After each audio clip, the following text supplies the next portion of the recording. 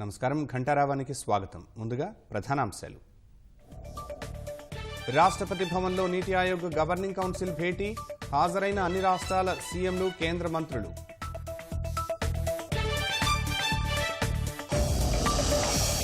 SSLV వాహక నౌకలో data loss జరిగిందన్న ఇస్రో, ఉపగ్రహాల పరిస్థితిని పరిశీలిస్తున్నామని వెల్లడి.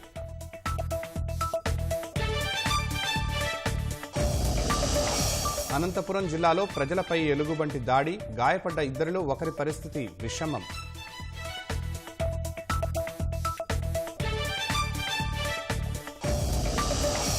క్యూబా పిడుగు ప్రమాదంలో ఒకరు మృతి, 121 మందికి గాయాలు, 17 మంది సిబ్బంది గల్లంతు.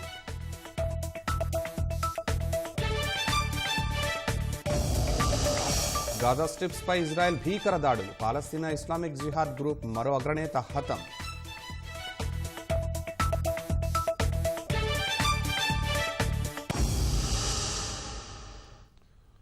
జాతీయ విద్యా విధానం అమలు, పంటల వైవిధ్యం సహా కీలక అంశాలపై చర్చించేందుకు నీతి ఆయోగ్ 7వ గవర్నింగ్ కౌన్సిల్ సమావేశమైంది. రాష్ట్రపతి భవన్ సాంస్కృతిక కేంద్రంలో ప్రధాని నరేంద్ర మోదీ అధ్యక్షతన వివిధ రాష్ట్రాల ముఖ్యమంత్రులు, కేంద్రపాలిత ప్రాంతాల లెఫ్టినెంట్ గవర్నర్లు సమావేశంలో పాల్గొన్నారు.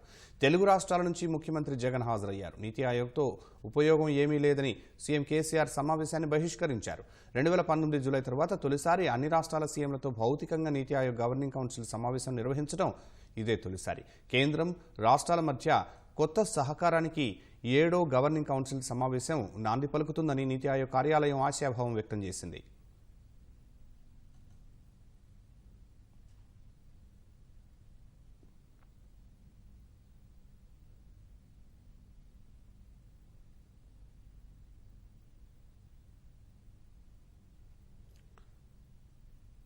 దేశం 75 ఏళ్ల స్వాతంత్ర్య వేడుకలను జరుపుకుంటున్న వేళ దేశ తొలి చిన్న ఉపగ్రహ వాహక నౌక ఎస్ఎస్ఎల్వి ద్వారా చరిత్ర సృష్టించేందుకు ఇస్రో చేసిన ప్రయత్నాలకు డేటా లాస్ రూపంలో విఘాతం కలిగింది.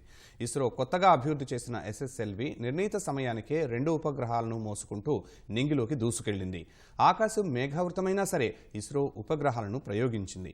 నిర్దేశిత అన్ని దశలు సక్రమంగా పూర్తయినప్పటికీ టెర్మినల్ స్టేజ్లో డేటా లభ్యం కావటం లేదని ఇస్రో చైర్మన్ సోమనాథ్ తెలిపారు. వాహక నౌక ఉపగ్రహాల తాజా పరిస్థితిని విశ్లేషిస్తున్నట్లు ఆయన వెల్లడించారు. ఎస్ఎస్ఎల్వి వాహక నౌక EOS-02 ఆజాదీశాట్ ఉపగ్రహాలను మోసుకుని నింగిలోకి దూసుకెళ్లింది. EOS-02 ఉపగ్రహం 140 కిలోల బరువు ఉంది. దీన్ని మారుమూల గ్రామాల్లో ఇంటర్నెట్ అనుసంధానతను మెరుగుపరచడానికి ఉద్దేశించారు. కేవలం 8 కిలోల బరువైన ఆజాదీశాట్ను 75 ప్రభుత్వ పాఠశాలలకు చెందిన 750 మంది విద్యార్థినులు రూపొందించారు. ఆజాదీశాట్లో రవీంద్రనాథ్ ఠాగూర్ పాడిన జాతీయ గీతం రికార్డు వెర్షన్ను పొందుపరిచారు. 75వ స్వాతంత్ర్య వార్షికోత్సవం ఆజాదీ కా అమృత్ మహోత్సవ్కు గుర్తుగా ఈ ఉపగ్రహాన్ని రూపొందించారు. యువ శాస్త్రవేత్తలు నెలకొల్పిన స్పేస్ కిడ్స్ ఇండియా సంస్థ విద్యార్థులు ఈ ఎస్ఎస్ఎల్వి పేలోడ్లను ఏకీకృతం చేశారు. 4, 3, 2, 1, 0.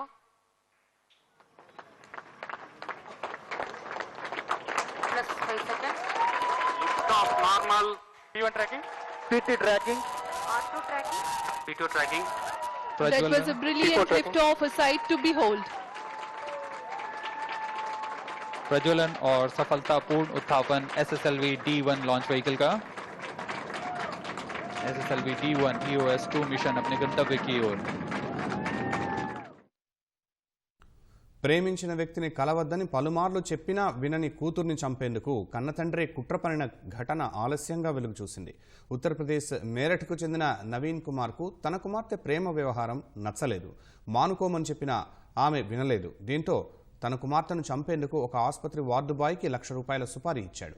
ముందే వేసుకున్న ప్రణాళిక ప్రకారం కూతుర్ని ఆమె తండ్రి ఆసుపత్రికి తీసుకువెళ్లాడు. అక్కడ వార్డు బాయ్ నరేష్ కుమార్ వైద్యుడిలా నటించి బాధితురాలికి అధిక మోతాదులో పొటాషియం క్లోరైడ్ ఎక్కించాడు. ఆమె ఆరోగ్యం క్షీణించింది. చికిత్స కోసం కుటుంబ సభ్యులు మరో ఆసుపత్రికి తీసుకువెళ్లగా విషయం బయటపడింది. శరీరంలోకి అధిక డోసు పొటాషియం క్లోరైడ్ పంపించారని గుర్తించిన వైద్యులు పోలీసులకు సమాచారం ఇచ్చారు.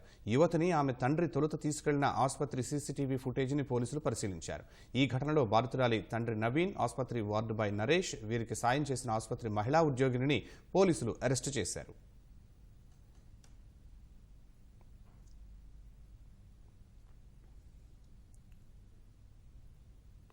చమురు నిల్వ కేంద్రంపై పిడుగుపడి క్యూబాలోని మార్టిన్జ్యూస్ నగరంలో భారీ పేలుళ్లు సంభవించాయి. పిడుగుపాటు తర్వాత ఒకదాని వెంట ఒకటిగా 4 పేలుళ్లు జరిగి పెద్ద ఎత్తున మంటలు లేచాయి. ఈ ఘటనలో ఒకరు మృతి చెందగా మంటలు ఆర్పే క్రమంలో 17 మంది అగ్నిమాపక సిబ్బంది గల్లంతయ్యారు. 121 మంది గాయపడ్డారు. గాయపడిన 121 మందిలో 5గురు పరిస్థితి విషమంగా ఉంది. దాదాపు 800 మంది ప్రజలను సమీప ప్రాంతాల నుంచి ఖాళీ చేయించినట్లు అధికారులు వెల్లడించారు. మంటలు అదుపులోకి రాకపోవడంతో మిత్ర దేశాల నుంచి చమురు నిపుణుల సాయం కోరుతున్నట్లు క్యూబా ప్రభుత్వం ప్రకటించింది. మంటలను అదుపులోకి తెచ్చేందుకు సాంకేతిక సాయం చేస్తామని అమెరికా ప్రభుత్వం ముందుకొచ్చినట్లు క్యూబా డిప్యూటీ విదేశాంగ మంత్రి కార్లోస్ ఫెర్నాండెస్ చెప్పారు. Mexico, Venezuela, Russia, Nicaragua, Argentina, Chile దేశాలు సాయం చేసేందుకు ముందుకొచ్చినందుకు క్యూబా అధ్యక్షుడు మిగ్యూల్ డియాజ్ క్యానెల్ కృతజ్ఞతలు తెలిపారు. శనివారం రాత్రి మెక్సికో సాయం పంపినట్లు క్యూబన్ మీడియా వెల్లడించింది. పిడుగుపడిన వెంటనే ఒక చమురు ట్యాంకులో మొదలైన మంటలు తర్వాత రెండో ట్యాంకు విస్తరించినట్లు స్థానిక మీడియా పేర్కొంది. మిలిటరీ హెలికాప్టర్ల సాయంతో నీటిని చిమ్ముతూ మంటలు ఆర్పేందుకు అధికారులు ప్రయత్నాలు చేస్తున్నారు. ఈ నిల్వ కేంద్రంలో మొత్తం 8 చమురు నిల్వ ట్యాంకులు ఉన్నాయి.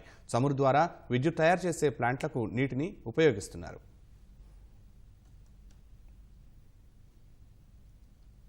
గాజా స్ట్రిప్స్పై ఇజ్రాయెల్ భీకర దాడులు కొనసాగుతున్నాయి. పాలస్తీనా ఇస్లామిక్ జిహాద్ PIJ గ్రూప్ నాయకులను లక్ష్యంగా చేసుకుని ఇజ్రాయెల్ విరుచుకుపడుతోంది. దక్షిణ గాజా స్ట్రిప్లో జరిగిన దాడుల్లో అగ్రశ్రేణి కమాండర్ ఖలీద్ మన్సూర్, మరో 2 మిలిటెంట్లు మృతి చెందినట్లు అల్ హుదా బ్రిగేడ్స్ ఆఫ్ ఇస్లామిక్ జిహాద్ ప్రకటించింది. ఇజ్రాయెల్ వైమానిక దాడుల్లో ఇప్పటివరకు 28 మంది మరణించినట్లు తెలుస్తోంది. దాడుల్లో 6 చిన్నారులు సహా 24 మంది చనిపోయినట్లు శనివారం గాజా ఆరోగ్య శాఖ ప్రకటించింది. ప్రతీకారంగా జిహాద్ గ్రూప్ రాకెట్లు, మోటార్ షెల్స్ను ఇజ్రాయెల్పైకి నిరంతరం ప్రయోగిస్తోంది. గాజాను పాలిస్తున్న అతిపెద్ద మిలిటెంట్ గ్రూప్ అయిన హమాస్ ఈ విషయంలో పెద్దగా స్పందించడం లేదు. 2021 మే నెల తర్వాత ఇజ్రాయెల్, గాజా మధ్య చోటు చేసుకున్న అత్యంత హింసాత్మక ఘటనలు ఇవేనని రక్షణ నిపుణులు చెబుతున్నారు. నాటి ఘర్షణల్లో 200 మంది పాలస్తీనా వాసులు, 12 మందికి పైగా ఇజ్రాయెల్ వాసులు ప్రాణాలు కోల్పోయారు. శుక్రవారం ఇస్లామిక్ జిహాద్కు చెందిన సీనియర్ నేతను ఇజ్రాయెల్ హతమార్చడంతో పాలస్తీనా, గాజా మధ్య దాడులు జరుగుతున్నాయి. PIJ నుంచి ముప్పు పొంచి ఉండడంతో ఈ ఆపరేషన్ చేపట్టినట్లు ఇజ్రాయెల్ అధికారులు వెల్లడించారు.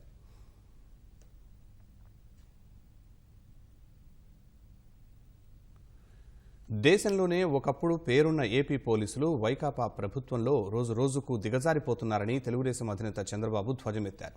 కొందరి తీరు పోలీస్ శాఖకే తలవంపులు తెచ్చిపెడుతోందని మండిపడ్డారు. తప్పు చేసిన వారిని సమర్థించే నీచ స్థాయికి కొందరు వెళ్లడం దారుణమన్నారు.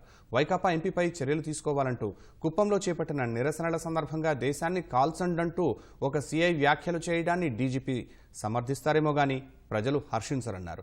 నిందితులకు బహిరంగంగా పోలీసులు మద్దతు పలకడమే కాకుండా నిరసనలు చేపట్టిన తెలుగుదేశం నేతలపై అక్రమ కేసులు పెట్టడాన్ని చంద్రబాబు ఖండించారు.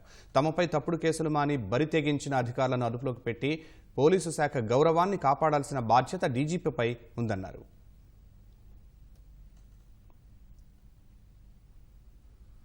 జాతీయ చేనేత దినోత్సవాన్ని పురస్కరించుకుని చేనేత కళాకారులు, కార్మికులకు తెదేపా జాతీయ ప్రధాన కార్యదర్శి లోకేష్ శుభాకాంక్షలు తెలిపారు. దేశ వ్యాప్తంగా అనేక రాష్ట్రాలు జాతీయ చేనేత దినోత్సవం సందర్భంగా ప్రోత్సాహకాలు ప్రకటిస్తూ ఉంటే ఆంధ్రప్రదేశ్లో వైకాపా ప్రభుత్వం పథకాల్లో కోత పెట్టేందుకు ప్రణాళికలు సిద్ధం చేస్తోందని మండిపడ్డారు.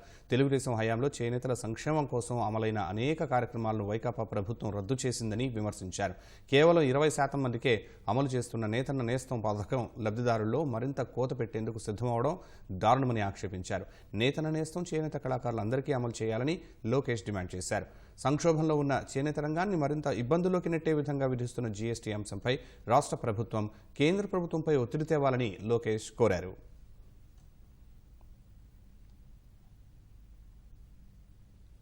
కాంట్రాక్టు ఉద్యోగుల తల్లిదండ్రుల పింఛన్లు రద్దు చేయడాన్ని నిరసిస్తూ కడపలోని గాంధీ విగ్రహం వద్ద కాంట్రాక్టు ఉద్యోగిని నాగవేణి నిరసన చేపట్టారు. ఎంతమంది పిల్లలు తమ తల్లిదండ్రులను చూసుకుంటున్నారో ప్రభుత్వం విచారణ చేపట్టాలని కోరారు. ఉన్నఫలంగా పింఛన్లు రద్దు చేస్తే వృద్ధులు ఎలా జీవిస్తారని ప్రశ్నించారు. రద్దు చేసిన పింఛన్లను తక్షణమే పునరుద్ధరించాలని ఆమె డిమాండ్ చేశారు.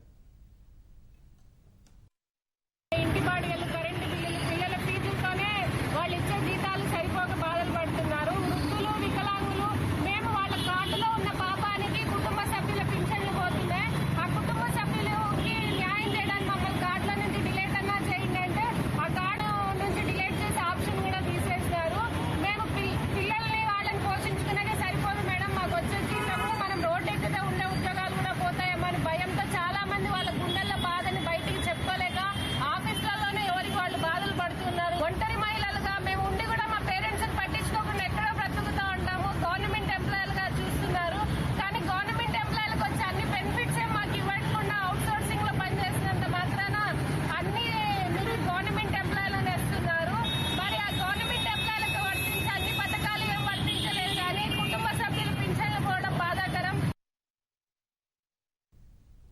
ఆజాదీ కా అమృత్ మహోత్సవ్లో భాగంగా నెల్లూరులో ప్రభుత్వ ఉద్యోగులు భారీ ర్యాలీ నిర్వహించారు. సర్వోదయ డిగ్రీ కళాశాల నుంచి గాంధీ బొమ్మ సెంటర్ వరకు జాతీయ జెండాలు పట్టుకుని ర్యాలీగా వెళ్లారు.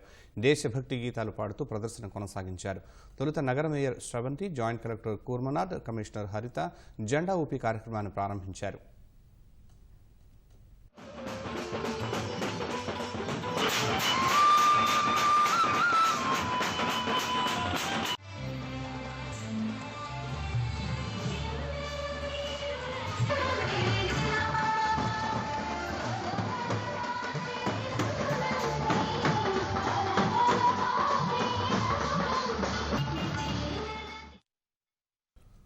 అది ఒకప్పుడు పంచాయతీ, కార్పొరేషన్లు విలీనం చేశారు. సౌకర్యాలు పెరుగుతాయంటే ఊరంతా ఒప్పుకున్నారు. ఆ తర్వాత ఆనుకున్నది జరక్కపోగా కష్టాలు రెట్టింపయ్యాయి. కనీసం తాగునీరు అందడం లేదు. సమస్యలు వినే నాథుడే లేడంటూ ఊరంతా వాపోతోంది. పాచిపట్టిపోయిన ఫిల్టర్ బెడ్లు, తుప్పు పట్టిన పైప్ లైన్లు, వ్యర్థాలతో మురికి గుంటలా మారిన చెరువు, ఇవన్నీ గుంటూరు నగరపాలక సంస్థ పరిధిలోని ఏటుకూరు గ్రామంలోనివి. దాదాపు 8,000 జనాభా ఉన్న ఈ గ్రామం ఇటీవలే నగరపాలక సంస్థలో విలీనమైంది. గ్రామ పంచాయతీగా ఉన్నప్పుడు నిత్యం ఈ ఊరికి తాగునీటి సరఫరా ఉండేది, పారిశుద్ధ్యం బాగుండేది. కానీ కార్పొరేషన్లో విలీనమైన తర్వాత పరిస్థితి తారుమారైంది. తాగునీరు 2 రోజులకోసారి అందుతోంది. గతంలో ఉన్న తాగునీటి పథకం నుంచే ఇప్పుడు నీరు పంపిణీ చేస్తున్నా నిర్వహణ అధ్వానంగా మారింది.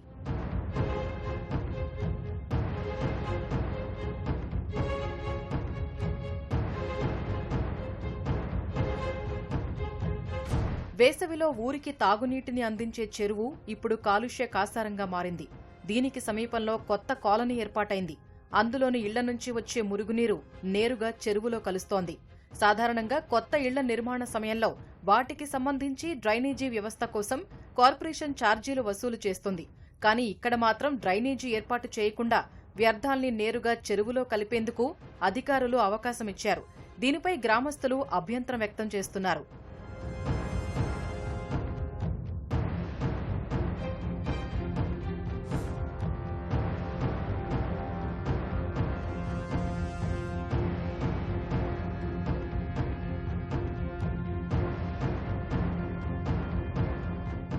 ఇది 37 ఎకరాల చెరువు అండి. ఇది ఇదివరకు మేము పొలాలకి నీళ్లు పెట్టుకుంటా ఉండేవాళ్ళం, ఊళ్ళోకి వాడుకునే వాళ్ళం నీళ్లు లేనప్పుడు. ఇప్పుడు ఈ ఇళ్లలో డ్రైనేజీ మొత్తం తీసుకొచ్చి దీంట్లో వేశారు. ఇప్పుడు మేము వాడుకోవడానికి పనికి రావట్లేదు, పొలాలకు పనికి రావట్లేదు.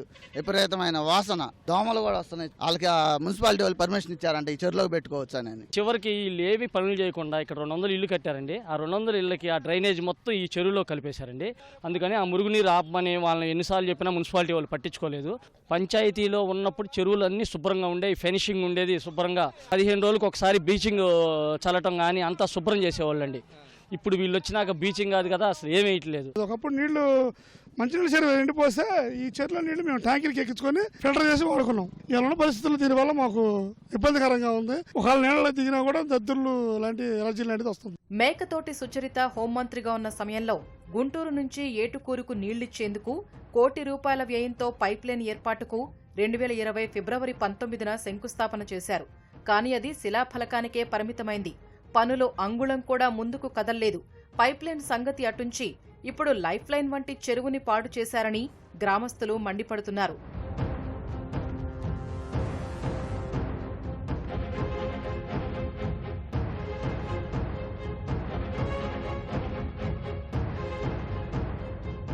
మూడు సంవత్సరాల క్రితం గుంటూరు నుంచి మున్సిపాలిటీ లైన్ వస్తుందని శంకుస్థాపన చేశారండి. ఇంతవరకు వాటర్ లైన్ రాలేదు.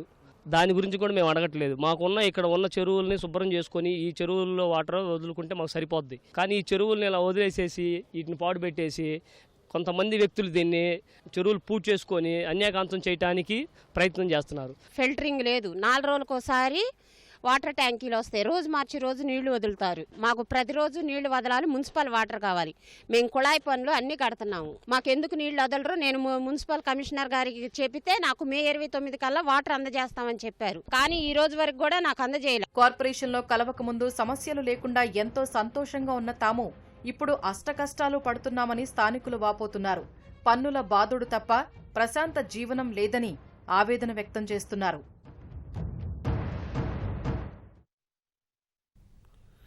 దేశ భాషల్లోకెల్లా అతి ప్రాచీనమైనది సంస్కృతం.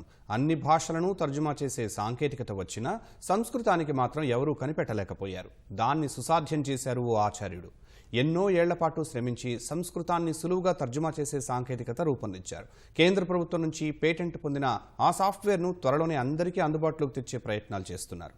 ఆ సాఫ్ట్వేర్ ప్రత్యేకతలేంటో తెలుసుకుందాం. సంస్కృతం వేద భాష, దేవతల భాషగా పిలిచే దీన్ని ఎన్నో యుగాల క్రితమే మనుషులు, ఋషులు, పండితులు అనుసరించారు. భారతదేశ చరిత్ర, పుట్టు పూర్వోత్తరాలను తెలిపే గ్రంథాలన్నీ సంస్కృతంలోనే ఉండేవి. రామాయణం, మహాభారతంతో పాటు వేదాల సారాన్ని మహర్షులు సంస్కృతంలోనే రాశారు. ఖగోళ శాస్త్రవేత్తలు, ఆయుర్వేద అధ్యయనకారులు, ఆగమశాస్త్ర పండితులు తమ రచనలను సంస్కృతంలోనే చేశారు. ఎంతో అమూల్యమైన ఈ సమాచారం పూర్తిగా వెలుగులోకి రాలేదు.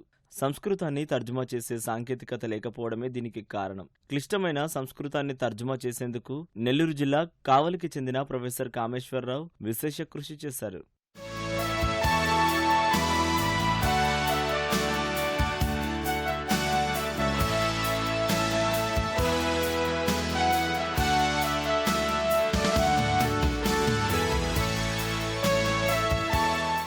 ప్రపంచంలో తొలిసారిగా తెలుగును సంస్కృతంలోకి అనువదించే సాఫ్ట్వేర్ను రూపొందించిన వ్యక్తిగా ప్రొఫెసర్ కామేశ్వరరావు గుర్తింపు పొందారు. 2015లోనే సాంకేతికత తయారు చేసి 2016లో పేటెంట్ కోసం అప్లై చేశారు.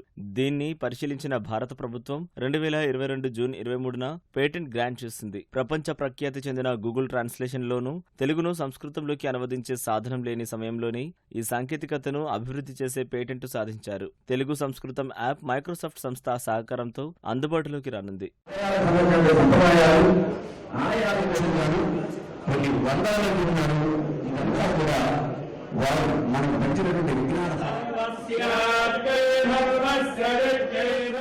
రెండో రీసెర్చ్లో సంస్కృతాన్ని ఆంగ్లంలోకి తర్జుమా చేసే సాంకేతికతను అభివృద్ధి చేసినట్లు ప్రొఫెసర్ కామేశ్వరరావు తెలిపారు. దానికి పేటెంట్ కోసం దరఖాస్తు చేసినట్లు వెల్లడించారు. కొత్తగా అభివృద్ధి చేసిన సాంకేతికతతో అనేక పురాతన వేదాలను తర్జుమా చేయనున్నారు. ఇది సంస్కృత భాషాభివృద్ధికి ఎంతో దోహదపడుతుందని చెప్పారు. భారతదేశంలో ఉండేటటువంటి ఎన్నో సంస్కృత గ్రంథాల్లో ఉండేటటువంటి వైజ్ఞానిక విషయాలని ప్రపంచవ్యాప్తంగా అందరూ చదివి తెలుసుకునేటువంటి అవకాశం లేదు కాబట్టి ఈ ట్రాన్స్లేటర్ ద్వారా సంస్కృతాన్ని దానికి ఇన్పుట్గా ఇస్తే దానికి సంబంధించినటువంటి ఇంగ్లీషు అలాగే తెలుగు కూడా ట్రాన్స్లేట్ చేసేటటువంటి అవకాశం మనకు ఉంటుంది. కాబట్టి ఆ సంస్కృతంలో ఏం చెప్పున్నదో అందరూ తెలుసుకునే దానికి అవకాశం ఉంటుంది. సంస్కృతం సహజంగా ఎవరికి పెద్దగా రాదు కాబట్టి ఈ ఇంగ్లీషు తర్వాత తెలుగు భాషల ద్వారా అది నేర్చుకునే దానికి అవకాశం ఉంటుంది. ఈ టెక్నాలజీని బేస్ చేసుకొని కావాలంటే సంస్కృతాన్ని ఇతరత్ర అనేక భాషల్లోకి, ప్రపంచవ్యాప్తమైన భాషల్లోకి, తర్వాత దేశీయ భాషల్లో కూడా ట్రాన్స్లేట్ చేసేటటువంటి టెక్నాలజీని డెవలప్ చేయడం సులభతరం అవుతుంది. తెలుగును సంస్కృతంలోకి తర్జుమా చేసే టెక్నాలజీని కనుగొన్న ప్రొఫెసర్ కామేశ్వరరావును విజయవాడలో విశ్వబ్రాహ్మణ విజ్ఞాన వేదిక సత్కరించింది. ఇది చాలా ఉపయోగపడుతుందండి. ఎందుకంటే ఇప్పుడు రామాయణము, మహాభారతము, భగవద్గీత ఇవన్నీ గ్రంథాలు ఉన్నాయి. వాటిని అన్నిటినీ అర్థం చేసుకోవాలి అని అంటే బేసిక్ నాలెడ్జ్ ఉండాలి. మనకు సంస్కృత భాష రావాలి. ఆ సంస్కృత భాష రావాలంటే డైరెక్ట్ వ్యాకరణం చదువుకుంటే రాదు. పాణిని మహర్షి రాసినటువంటి వ్యాకరణం అతి కొంచెం కఠినంగా ఉంటుంది. అది మనం ఈ విధంగా వ్యవహారికంగా కంప్యూటర్ మాధ్యమంగా అందరికీ ఉపయోగపడేలాగా వాళ్ళు చేశారు. చాలా కృషి చేసినటువంటిది, చాలా ఉపయోగపడేటువంటిది, చాలా సరళంగా మనం అందరం కూడా నేర్చుకోవచ్చు. సంస్కృత భాష విశిష్టతను, వేదాల సారాన్ని నేటి తరానికి తెలియజేసేందుకు సాంకేతికతను అభివృద్ధి చేసిన కామేశ్వరరావును భాషావేత్తలు ప్రశంసిస్తున్నారు. వాళ్లు పొలం వెళ్ళకపోతే పూట గడవదు, చేలో అడుగు పెడితే ఏం జరుగుతుందోననే ఆందోళన, గట్టు దిగితే ఎక్కడ ఏం గండం పొంచి ఉందో అనే భయం.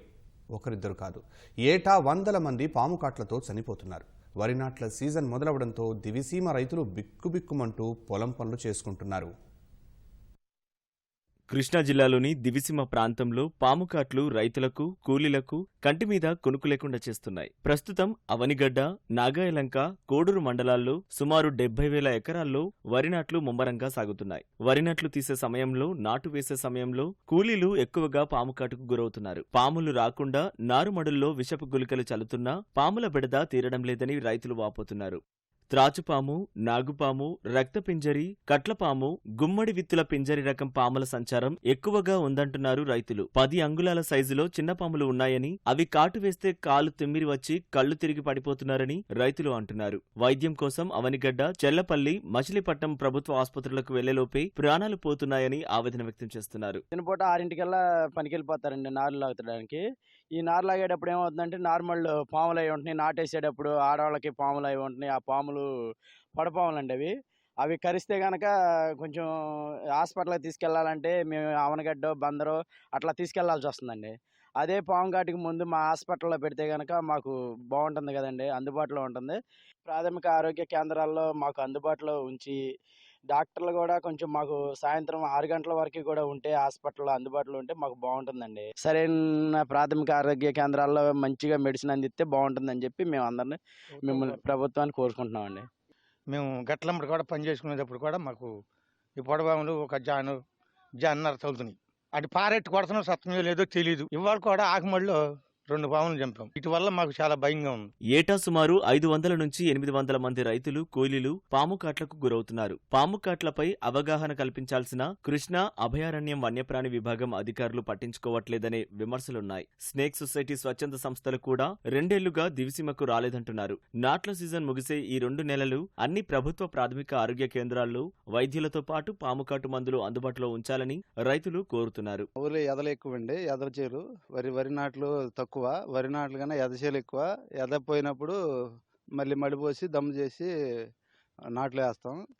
దాని మూలన ఈ ఎద మూలన పొడపాములను విషపు జంతువులు బాగా ఎక్కువైపోయినాయి. అలాంటే పాము ఘాటు కలిసినప్పుడు అవనగడ్డ, లేదంటే చల్లపల్లి, లేదు బందరు, ఈ 3 ఆరోగ్య కేంద్రాలకు వెళ్లాల్సి వస్తుంది. 1 గంట టైం పడుతుంది. పాములు బాగా ఉంటున్నాయండి. చాలా పొడపాములు, రక్తపింజర్లు, తాసుపాములు కూడా ఉంటున్నాయి. చాలా బాగా ఇదిగా ఉంటున్నాయండి. అసలు ఆ టైం లేదండి, ఎప్పుడు తిరుగుతూ తెలవదు.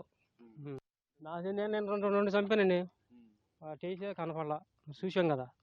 పాము కాటుకు గురైన రైతు కూలీలకు ప్రభుత్వం ఆర్థిక సహాయం చేయాలని రైతులు కోరుతున్నారు.